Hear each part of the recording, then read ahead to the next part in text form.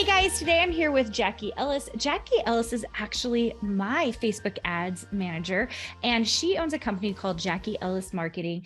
And I'm super excited for her to be on the podcast today because we're going to talk about something that seems very, very scary to creatives, and that is Facebook ads. Dun, dun, dun.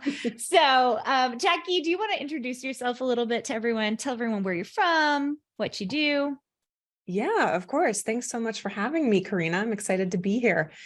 So my name is Jackie Ellis, and I live in the Pacific Northwest. I run a digital marketing agency. We run primarily Facebook and Instagram ads for creative business owners, really. And I love what I do. I am a creative person myself. And so when I connected with Carina and found out what Carina does, I was like, oh my gosh, I love to quilt, I love to craft. Like I'm like right in that, arena. And not designer, but hey, I love all the crafting things.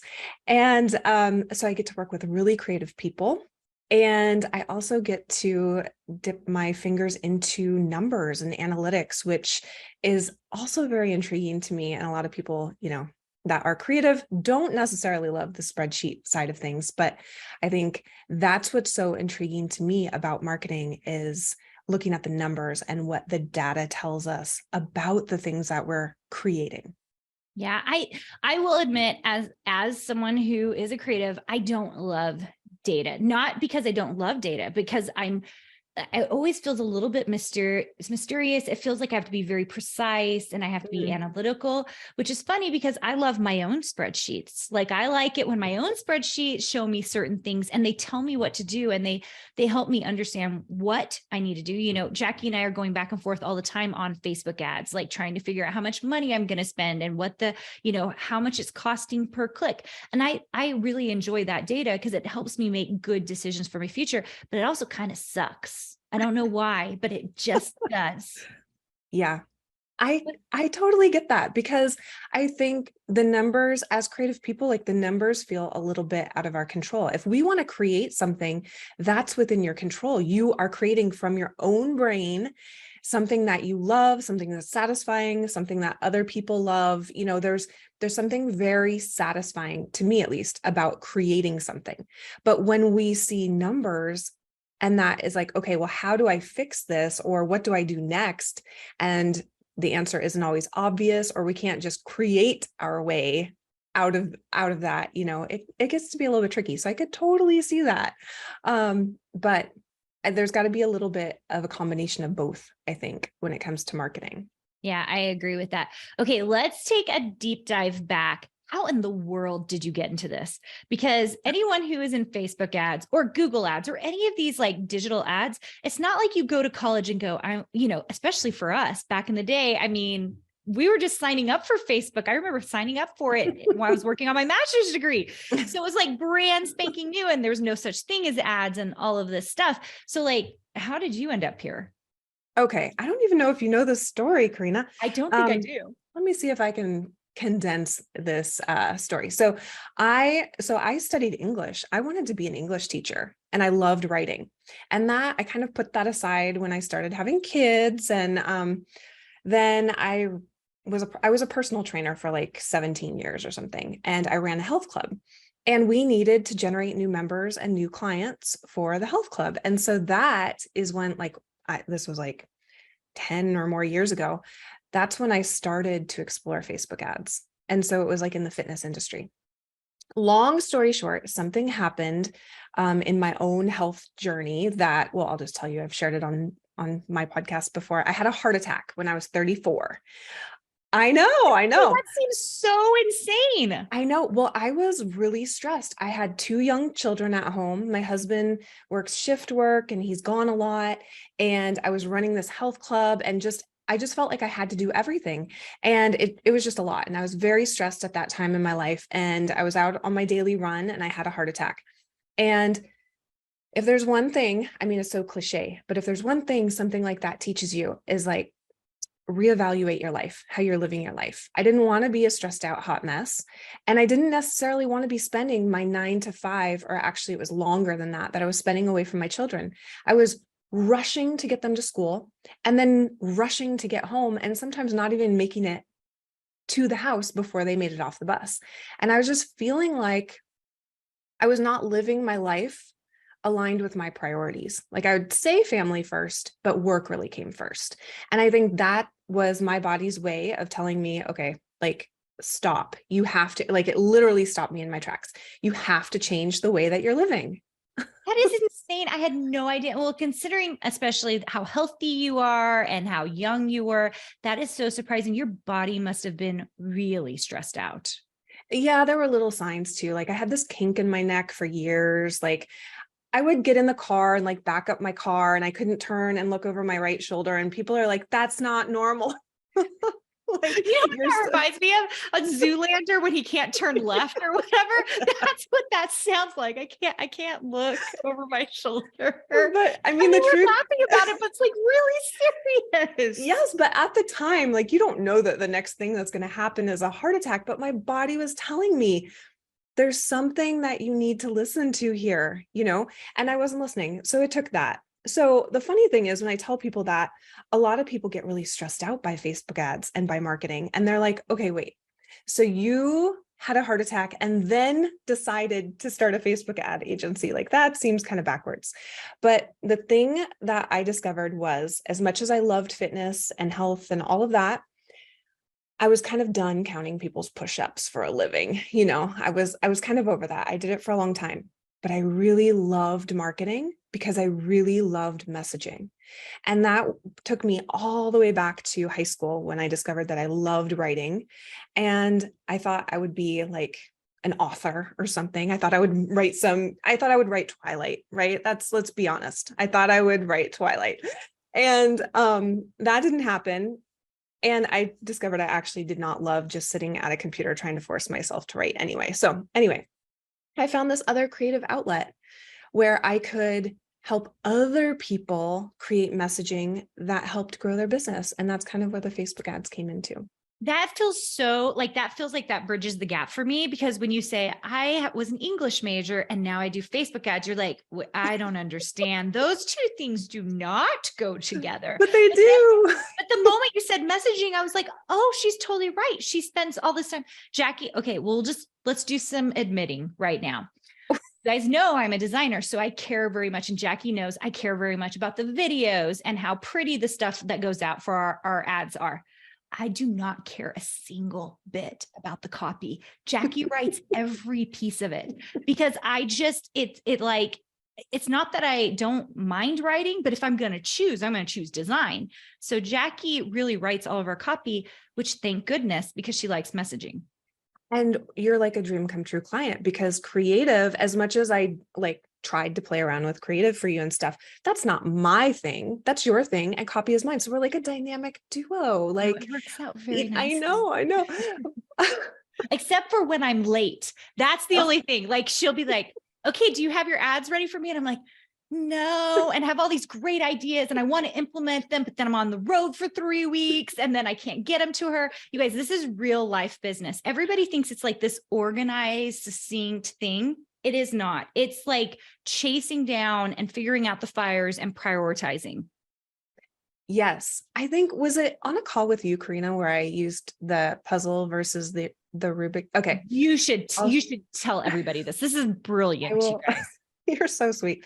I will share this. I used to think that business was a puzzle and that I was just trying to figure out where to put the pieces, like to make it complete. And once it was complete, it would just be this completed thing that would never change, And it was very frustrating to me because it always felt like there was a piece missing. But when I started to think about it differently, I realized that business is more like a Rubik's Cube. You change one thing and it changes something else. And when I could just, as frustrating as that might sound, when I could picture it that way, I became okay with it. It's like, oh, okay, I'm going to shift this and something else is going to change, and not just to expect it to end up a certain way and be perfect. It's never going to be that way. It's just like so many things we have to do on the fly. you It's know? so true. And Well, and just that idea of it being 3D versus 2D, something about yeah, that flatness feels like I can just put these puzzle pieces in place and it'll be great. But really what's happening is those puzzle pieces are changing as you're doing it. So that's really, it's closer to a Rubik's Cube, because when you change one thing, it's true, everything else shifts. It's like, so Jackie will test like one creative piece that I've got with 3 different pieces of copy, because that it's really difficult to know what's the piece that's going to shift here. It's very exactly. fascinating. It's super fascinating. Yeah, well, when it comes to ads, there's so many variables. Um, and I think that's another thing is that I've had to change since I first started, just thinking about, okay, you know what, we're never, a lot of clients come to us, they want to know the exact one ad that is going to be their $1 million ad. And it's like, okay, well, this was the $1 million ad yesterday, but it might be a different one tomorrow, you know, and Oh, because our it's so audience true. changes and Facebook, the platform changes, and your message and your ideas change as a business owner, you know, so things are always kind of evolving and we just got to stay evolving with it, I Yeah. think. I need to say this because many of you are designers listening. Some of you are creatives and writers and all of that stuff. And you're like, Carina, why are you talking to someone about Facebook ads? First of all, I do think what we're talking about is actually just relevant to business. If you own a business, like this is the way business works. But the reason I wanted Jackie to come on and talk to you guys is because Facebook ads legitimately changed the face of my business. And that is because I didn't have a big audience. And most of the time, I tell people they don't have to have a big audience because I didn't have a big audience. But the little caveat to this was that meant I have to pay for my audience, which is happening through Facebook ads. I had to pay to get my face in front of the right people to build my business. And once I was able to do that, it changed everything. Yeah, that's a really good point. And I just want to point out too that you not only recognize that, but you weren't afraid of that, because there's a lot of fear for people to spend money to do that. And yeah, you created a situation very You early weren't there on. at the beginning, Jackie. I was afraid. I was very, very afraid. But you have to me, and I say this to my designers all the time, you guys, like, honestly, fear means it's probably important. Like if you're afraid of something, it probably means something, and you kind of have to delve into what that might mean for you. For me, if I'm afraid of something, and I'm not afraid of a lot of things, but like if I'm afraid of something, I'm like, it probably means it's the thing I'm supposed to do. That's true. I like that a lot. So That's hard to admit. I was scared. I was scared. I was scared. Now, I did not break the bank by any means. Like the first time I ran ads for 2 weeks, I spent $700, and it was like, it felt like a monumental amount of money. Like Mhm. that's the crazy thing. Now, I'm not going to say how much I spend now, but I will say there's a lot. I still get like a little, Jackie knows this, I'll get a little anxious. Like I'll just be like, I can't believe we just spent all this money. But it's an evolution of understanding what you can tolerate and also understanding the results. Yes. And when you can see, just like we were talking about before we came on this podcast, when you can see what happened last month because of these efforts, you can go into this month with more confidence. Yeah, 100%. I would love to hear any advice you have to people who are thinking they'd like to get into Facebook ads, or they are thinking about advertising in general. Advice that I have about Facebook ads, I would say it is so easy to overcomplicate it. And it is so easy to try to gather all of the info that you can. Maybe this is just me. I'm definitely a collector of info before taking action. And I think this is just like, I would say, like riding a bike. Like you fall off the bike and you get back on and then you figure it out, right?